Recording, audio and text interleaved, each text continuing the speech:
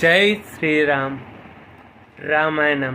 రామాయణంలో మనకు ఎంత పట్టు ఉందో తెలియజేసే పట్టికే ఇది.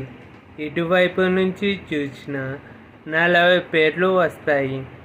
ఒక్కొక్క పేరు గుర్తుపడుతూ వాళ్ళ గుణగణాలు, కీర్తి ప్రతిష్టల గురించి చెబుతూ రామాయణాన్ని స్మరించుకుందాం.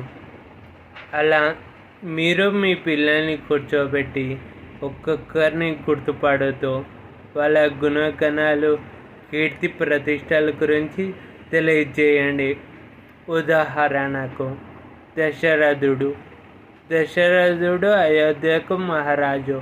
వీరికి 3 భార్యలు: కౌసల్య, సుమిత్ర, కైకేయి. పుత్ర కామేష్టి యాగం జరిపించారు. వీళ్ళకి 4 కుమారులు: రామ, లక్ష్మణ, భరత, శత్రుఘ్నులు. ఇలా రామాయణాన్ని అల్లుకుంటూ పోయి రామాయణాన్ని స్మరించుకుందాం.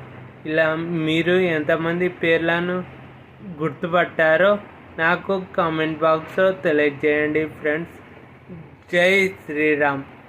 ఈ ఫుల్ వీడియో చూడాలంటే కింద బయోలో ఇచ్చా, పోయి చూడండి ఫ్రెండ్స్.